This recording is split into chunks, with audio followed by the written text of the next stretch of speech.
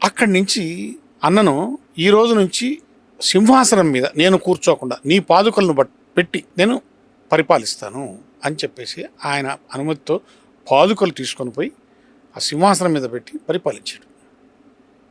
ఎవరు? భరతుడు. అవును.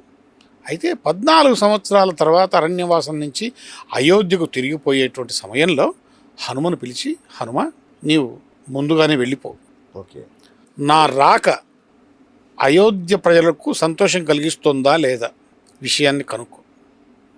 తర్వాత శృంగిభేరపురం పో, అక్కడ ఈయన ఉంటాడు, ఎవరు? దశరథుని ఆ పడవ నడిపే గుహుడు. ఆ గుహుడిని అడుగు, విషయం తెలుసుకో. దాని తర్వాత భరతుడి దగ్గరికి వెళ్ళి ఆయన మనస్సు ఎలా ఉంది, నాకు ఇవ్వడానికి రాజ్యం సుముఖంగా ఉందా, లేకపోతే ఆ అధికారాన్ని తనే అనుభవించాలనేటువంటి ఆశలో ఉన్నాడా, ఈ విషయాలన్నీ తెలుసుకొని వచ్చి నాకు చెబితేనే నేను ఇక్కడి నుంచి రిటర్న్ అయ్యి వస్తాను అని ఆయన కూడా గొప్ప రాజనీతి ప్రదర్శించాడు. అద్భుతం. సో ఆ విధంగా జరిగింది.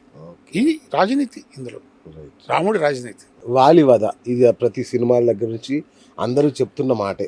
కొన్ని జనరేషన్స్ దీని మీద డిబేట్ చేస్తూనే ఉన్నాయి. నాకు ఒకటి అనిపిస్తుంది, కానీ అద్భుతమైన డిబేట్ ఇది. ప్రశ్న అందరికీ సంకోచమే, ప్రతి జనరేషన్ తెలియాల్సిన విషయమే. ఇప్పుడు వాళ్ళకి కవచవరం అని ఒకటి ఉంటది, అంటే ఎదుటి వ్యక్తిని యుద్ధం చేస్తే వాడి బలం సగం. దేవేంద్రుడు మెచ్చి ఇచ్చిన హేమమాల. Yes, right.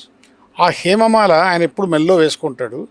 ఆయనతో ఎదురుపడి యుద్ధం ఎవడైతే చేస్తాడో ఆ యుద్ధం చేసిన వాడి యొక్క బలం పూర్తిగా ఆయనకు వశం అవుతుంది. అవతల వాడు బలహీన పడిపోతాడు. మరి రాముడు ఇది చెట్టు చాటును చంపడం ధర్మయుద్ధం ఎలా అవుతుందండి? అంటే నేనేమంటానంటే, వాలి నీకు ఈ వరం ఉంది కాబట్టి, సమఉజ్జీల వరము కదా, మరి నీకు ఈ వరం ఉంది కదా అని ఒకవేళ ముందే అడిగి ఉంటే ఇంక వేరేలాగా ఉండేదేమో కదా. ఇక్కడ మనం ఒక విషయం ఆలోచించాలి. వాలికి అక్కడ జరుగుతున్న ప్రతి విషయం తెలుసు. వచ్చినవాడు రాముడు, దశరథుని కుమారుడు, ఇక్ష్వాక వంశం వాడు, ఈయన భార్యను రావణాసురుని ఎత్తుకుపోయాడు, ఆమెను ఎత్తుక్కుంటూ ఈయన వచ్చాడు. ఆ సందర్భంగా సహాయం కోసం సుగ్రీవుడిని ఆశ్రయించాడు. ప్రస్తుతానికి సుగ్రీవుడు ఈయన స్నేహాన్ని పాటిస్తున్నారు అనేటువంటి విషయం అంతా తెలిసి, ఇక్కడ సుగ్రీవుడు ఒక దీనమైన స్థితిలో ఉన్నాడు. ఈయన భార్యను పోగొట్టుకున్నాడు రాముడు, ఈయన భార్యను పోగొట్టుకున్నాడు. ఇద్దరు భార్యను పోగొట్టుకున్నటువంటి దుఃఖంలో ఉన్నారు. కాబట్టి వీళ్ళిద్దరూ మిత్రులయ్యారు. హనుమంతుడు వీళ్ళిద్దరి మధ్య స్నేహం సయోధ్య కుదిర్చాడు. వాలిని చెట్టు వెనక నుండి బాణం వేసినప్పుడు వాలి ప్రశ్నించాడు, ఎవరిని? రాముడు. ఏమయ్యా, నీవు ధర్మపరుడు అంటారు, సుగుణాభిరాముడు అంటారు, పరాక్రమశాలి అంటారు. అలాంటి వ్యక్తి నేనెవరో నీకు తెలియదు, నీకు నాకు శత్రుత్వం లేదు, మన ఇద్దరం గతంలో కలిసింది లేదు. నేను సుగ్రీవుడితో యుద్ధం చేస్తూ ఏమారుపాటున ఉంటే చెట్టు ప్రక్కన నుంచి బాణం వేసి నన్ను సంహరిస్తావా? ఇది నీకు న్యాయమేనా? నిన్న ధర్మపరుడు అంటారు అందరూ. కరెక్ట్. ఈ అడవిలో ఉన్నటువంటి ఋషులంతా కూర్చొని సమావేశమై ఇదే ప్రశ్నను నిన్ను వేస్తే నువ్వు ఏం సమాధానం చెప్తావు అని అడిగాడు వాలి. డిబేట్ వాళ్ళ మధ్యలో ఈజీగా జరగల. సినిమాల్లో ఇవన్నీ పెట్టరు, ఎందుకంటే లెంగ్త్ ఎక్కువ. కరెక్ట్. ఇది మనకు ఒరిజినల్ టెక్స్ట్ ఏదైతే ఉందో వాల్మీకి రామాయణం, లేకపోతే ఈ విషయాలన్నీ మనకు తెలుస్తాయి. ఈ డిబేట్ జరిగితే దానికి రాముడు చాలా అద్భుతమైనటువంటి సమాధానం చెప్పాడు. వాలి, మీ తమ్ముడు బ్రతకుండంగానే దేశ బహిష్కరణ చేసి ఆయన భార్యను బలవంతంగా వశపరుచుకున్నాం. సొంతం తమ్ముడు కొడుకు లాంటివాడు, కొడుకు భార్య కోడలు లాంటిది, చెల్లెలు కూతురు తమ్ముడి భార్యతో క్రీడించేవాడు దుర్మార్గుడు, నేరస్తుడు, ధర్మం తప్పినవాడు, నీతి తప్పినవాడు. అలాంటి వాణ్ణికి మరణశిక్షణ దండన వేయమని చెప్పి ధర్మశాస్త్రాలు చెప్తున్నాయి. కాబట్టి నువ్వు మృగంలా ప్రవర్తించావు కాబట్టి మృగ ధర్మాన్ని అనుసరించే మృగాలను ఎట్లా వేటాడతాం? చాటుగా బాణం వేస్తాం. అట్లాగే నిన్ను కూడా మృగ ధర్మాన్ని పాటించి చెట్టు చాటు నుంచి బాణం వేసి సంహరించాను. ఇంకొకటి, నీ రాజ్యంలో నీ సొంత తమ్ముడి భార్యకే ఇలాంటి దుస్థితి వస్తే ఇక నీ రాజ్యంలో ఇతర స్త్రీలకు ఎలాంటి దుస్థితి కలుగుతుంది? మేము ఇక్ష్వాకులము, ఈ భూమి అంత మాదే, ఈ భూమిపై ఉన్నటువంటి ఎవరికి ఏ స్త్రీకి కష్టము నష్టం కలగకూడదు, ధన మాన ప్రాణాలకు రక్షణ కలిగించాల్సిన బాధ్యత మాపై ఉంది. కాబట్టి నువ్వు చేసినటువంటి నేరానికి శిక్ష వేశాను. మరొకటి, దేవేంద్రుడు ఇచ్చినటువంటి హేమమాల నీ మెళ్ళో ఉన్నంత వరకు నీ ఎదుటికి వచ్చి యుద్ధం ఎవరైతే చేస్తారో వాడి బలం నీకు వస్తుంది. ఇన్ని అంశాలను దృష్టిలో పెట్టుకొని చెట్టుచాటు నుంచి నేను సంహరించాల్సి వచ్చింది, నువ్వు అధర్మపరుడు కాబట్టి. అయితే ఇక్కడ నాదొక ప్రశ్న. అన్న భార్య తల్లితో సమానం అంటారు, రైట్?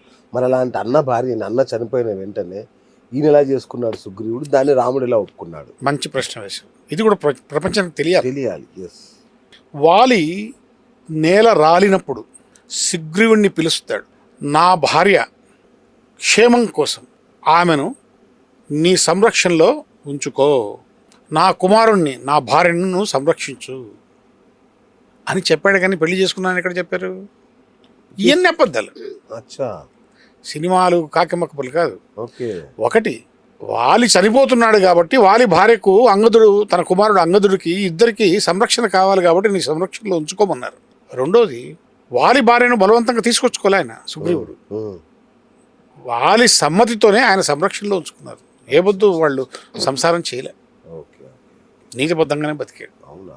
రామాయణంలో కల్పించిన అనేక కథల్లో ఇది ఒకటి అన్నమాట. రావణాసురుడి దగ్గరికి దూతగా రాముడు అంగదుని పంపిస్తాడు. అవును.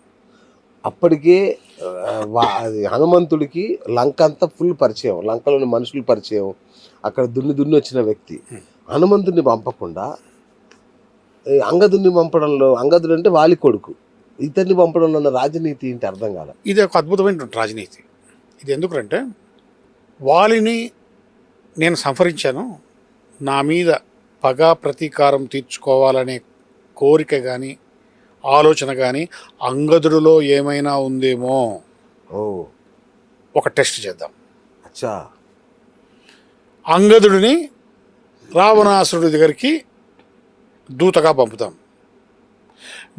వీళ్ళ తండ్రికి వాలికి రావణాసురుడికి మధ్య ఉన్నటువంటి సంబంధాలు ఈయనకు తెలుసు, అంగదుడికి తెలుసు. అంగదుడికి కూడా రావణాసుడితో పరిచయం ఉంది. కాబట్టి నా మీద ఉన్నటువంటి పగ రావణాసురుడి వల్ల పెరిగి పెద్దదై రేపు యుద్ధంలో మనకి ఇబ్బంది కలగజేయకుండా టెస్ట్ చేద్దాం. ఈడు ఎవరు, మన అంగదుడు వెళ్ళి రావణాసుడితో నా వైపు నుంచి కరెక్ట్గా మాట్లాడి అతనికి మంచి చెప్పి వస్తాడా లేదా, ఇతనిలో మంచి లక్షణాలు ఉన్నాయా లేదా టెస్ట్ చేద్దాం అనే రాజనీతిని ఉపయోగించి పంపిడ. అద్భుతం. వీళ్ళు ఈ సముద్రం మీద బ్రిడ్జి నిర్మాణం చేసిన తర్వాత రామసేతు, సువేల అనే ఒక ప్రాంతం ఉంది అక్కడ. ఆ సువేల అనేటువంటి ప్రాంతంలో కూర్చొని అందరూ విశ్లేషించి ఎవరిని పంపితే బాగుంటుందో డిసైడ్ చేసి అంగదుని సెలెక్ట్ చేశారు. ఓకే. ఇంత అంతర్మదనం చేసి అక్కడ సభ జరుగుతుంది. కానీ రాజనీతి, రాముడి మనసులో ఏముందో, అంగదుని ఎందుకు సెలెక్ట్ చేశాడు అనేటువంటి విషయం